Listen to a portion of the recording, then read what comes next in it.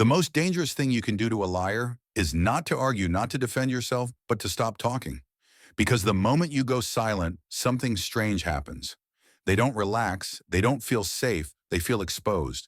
Silence creates pressure, and pressure forces the truth to surface. They start talking more, explaining things you never asked, adding details that don't matter, and slowly their story begins to crack. You see, liars don't fear confrontation, they prepare for arguments, they rehearse defenses. What they fear is emptiness, a space where they have nothing to react to except their own lies. So when you stop talking, they keep filling the silence, and every word they add pulls the mask further down. Because lies need noise to survive, and silence always tells the truth. Part 1: Why Liars Can't Handle Silence. Here is a truth most people never learn. A liar does not fear being challenged, they fear being left alone with their own words. Think about it for a moment. A liar survives on reaction. They need your questions, your emotions, your resistance, because every time you respond, you give them information. And with that information, they adjust their story in real time. This is why arguing with a liar rarely works. You are not exposing them, you are helping them refine the lie. Now notice what happens when you stop talking. When you remove your reactions, something uncomfortable begins to take place. Silence creates pressure, and pressure reveals weakness. Psychological research on deception shows that lying already consumes significant mental energy, and when verbal feedback disappears, the cognitive load on the liar increases dramatically. Their mind begins to strain, searching for structure, searching for control, and finding none. Take a breath here. Let that idea settle in. When you stop talking, they do not relax. They panic, and panic always leaks information. They begin to over-explain, filling the silence with details you never asked for. They start adding timelines, correcting themselves, circling back, contradicting what they said only moments before. Not because you accuse them, not because you attack them, but because silence removed the support system their lie depended on. This is the moment most people miss. Silence does not expose lies instantly. It does something more dangerous. It forces the liar to continue alone. And the longer they continue, the more unstable the story becomes. Every extra sentence increases the chance of collapse. Think back to a conversation where someone was not being honest with you. Notice how the truth did not come from your words, but from their inability to stop talking once you stop responding. Silence did not confront them, it revealed them. Pause here for a second. Say it quietly to yourself: silence creates pressure. The ancient Stoics understood this principle long before modern psychology gave it a name. They knew that chaos reveals character and that truth does not need constant defense. A lie, on the other hand, must be maintained, adjusted, protected, and repaired. Without feedback, it begins to crack. Here is something you can try today. The next time someone explains too much, do not interrupt. Do not correct them. Simply hold the silence for 5 seconds longer than feels comfortable. Watch what happens next. You will notice something almost unsettling. They will keep talking, and every word will push them closer to exposure. If this changed the way you see conversations, stay with me, because in the next part you will discover why silence is not just a tactic. It is a form of power, and once you understand that, you will never communicate the same way again. Part 2: Stoic Strategy. Silence as power. Power is often misunderstood. Most people think power is loud, fast, and dominant. But real power is quiet. It does not rush. It does not explain itself. And no one understood this better than Marcus Aurelius. As Emperor of Rome, Marcus Aurelius lived surrounded by manipulation.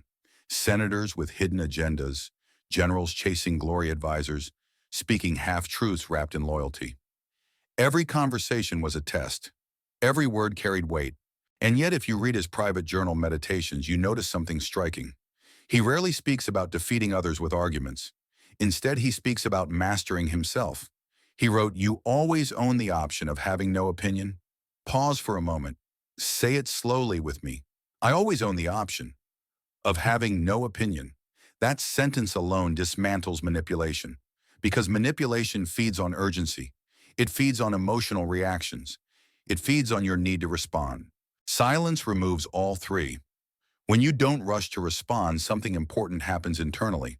Your nervous system stays regulated. Your breathing slows. Your mind shifts from reaction to observation. This is not accidental.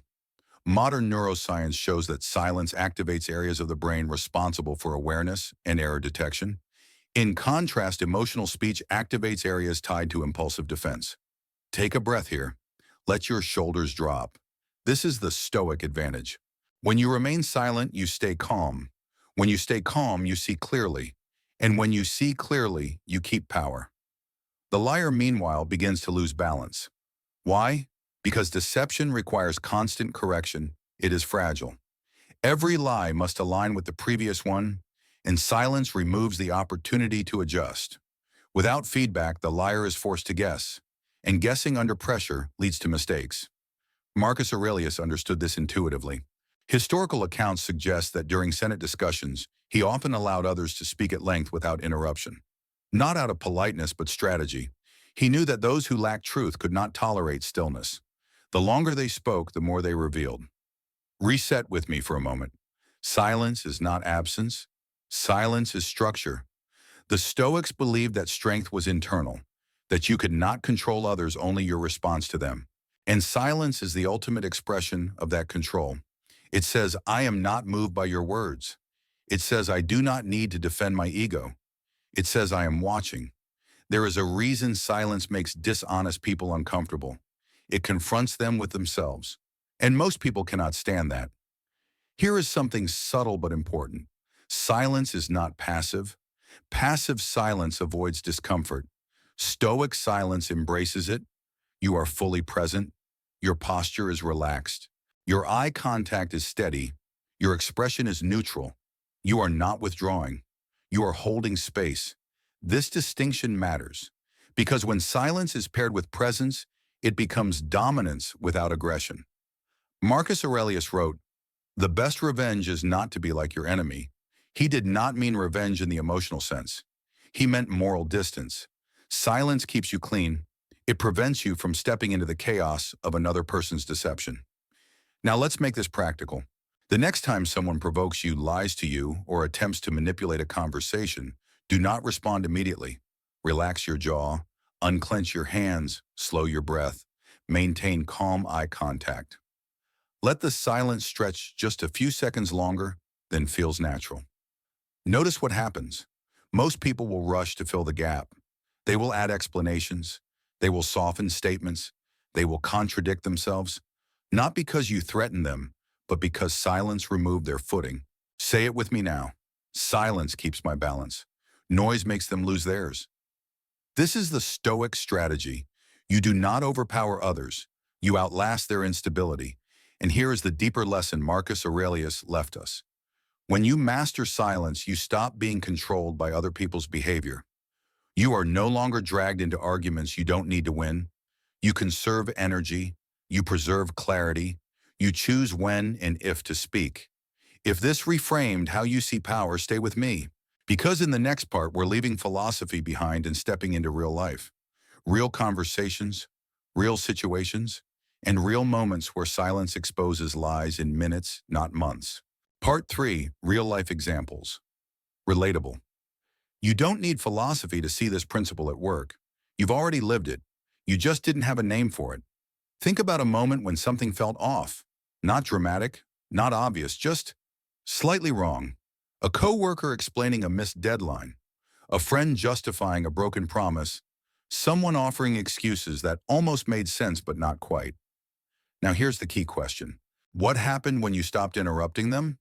They didn't stop. They kept going. This is where silence becomes a spotlight. Communication researchers have observed a consistent pattern in deceptive speech. When people lie without interruption, their word count increases by 40 to 60%. At the same time, factual accuracy drops sharply. In simple terms, the more they talk, the less stable the story becomes. Pause for a second. Say it with me. More words, less truth. Let's bring this into real life. Imagine a coworker who missed an important task. At first, the explanation is short. I didn't get the file on time. You say nothing, no correction, no challenge. Just silence.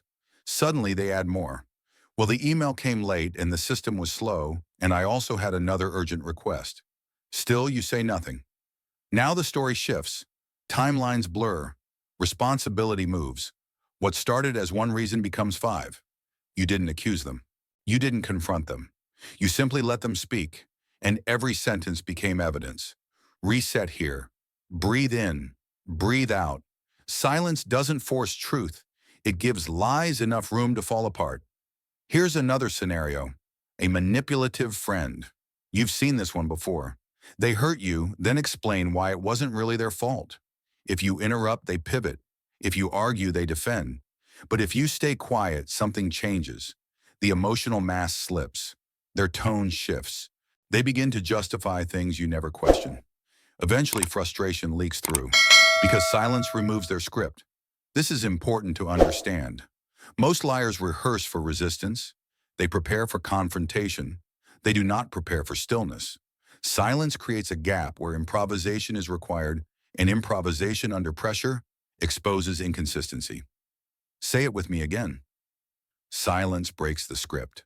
There's a reason interrogators, therapists, and negotiators use silence intentionally. In high-stakes conversations, silence often produces more information than direct questioning. When people feel the need to fill space, they reveal priorities, fears, and contradictions without realizing it. But here's what makes this uncomfortable. Silence requires restraint, and restraint is rare. Most people speak too soon. They interrupt the process. They rescue the liar by reacting. They think they are gaining clarity, but they are actually restoring balance to a false story. Silence feels awkward. That's why it works. Let's do a quick reset together. Say this quietly in your mind. I don't need to respond right now. Good. Here's a simple, real-world experiment you can try.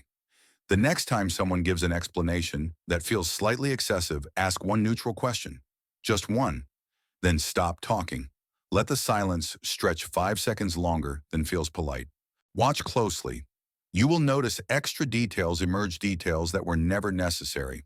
Those details often contradict earlier statements. This is not manipulation, it's observation. Silence does not judge.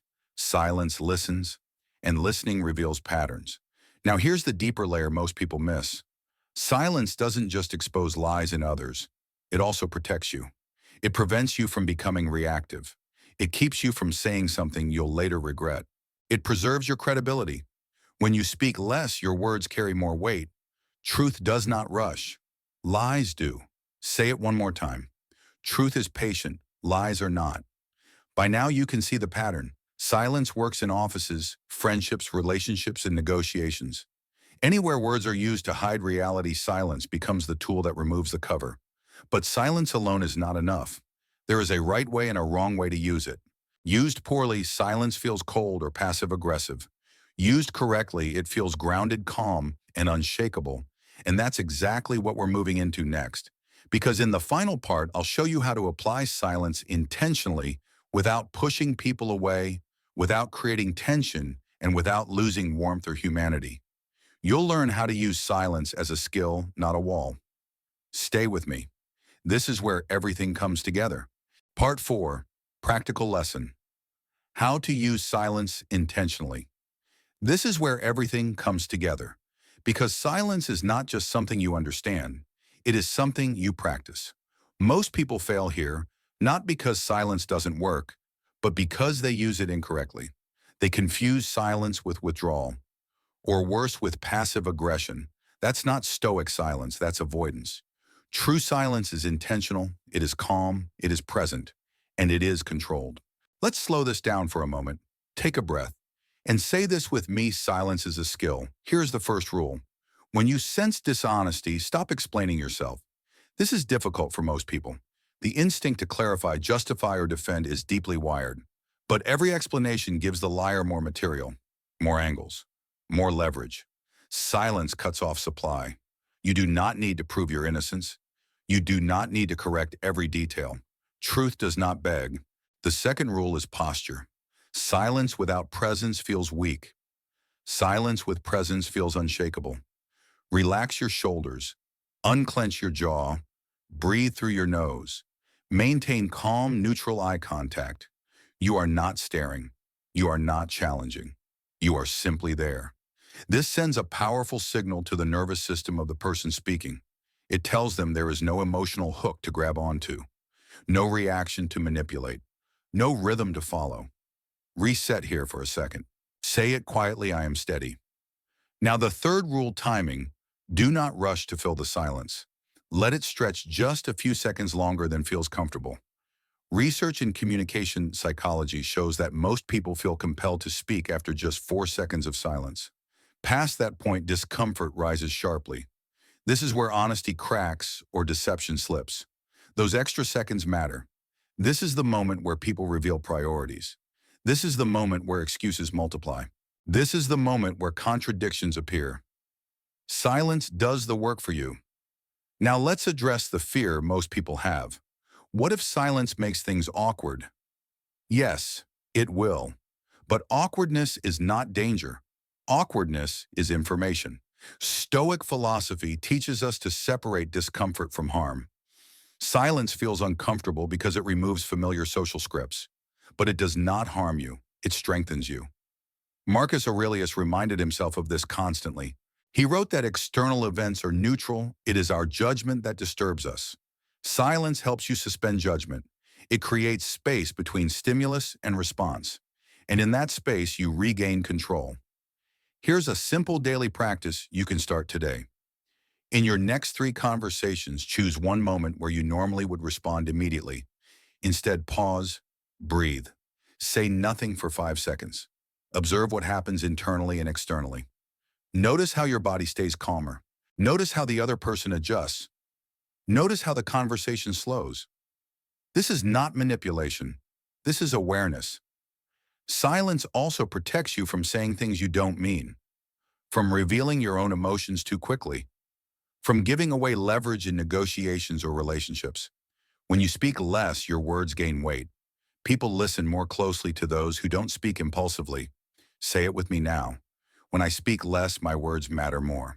Here is the final and most important lesson. Silence is not about catching liars. It is about freeing yourself. Freeing yourself from endless explanations, from emotional tug-of-war, from conversations that drain your energy. When you master silence, you stop chasing clarity. Clarity comes to you. Truth reveals itself naturally when you stop interfering. And that is why liars reveal themselves when you stop talking. Not because you outsmarted them, not because you trapped them, but because you gave them enough space to show who they really are. Final reset. Breathe in, breathe out. Remember this, truth is patient, lies are not, and silence always wins in the long run. If this lesson changed how you see silence, like this video. If you want more Stoic wisdom for modern life, subscribe to the channel Making Life Better. And if you know someone who talks too much when they're lying, share this video with them. Now, one last thing, comment one word below silence. Because silence isn't weakness, it's power. Stay calm, stay silent, stay unbreakable.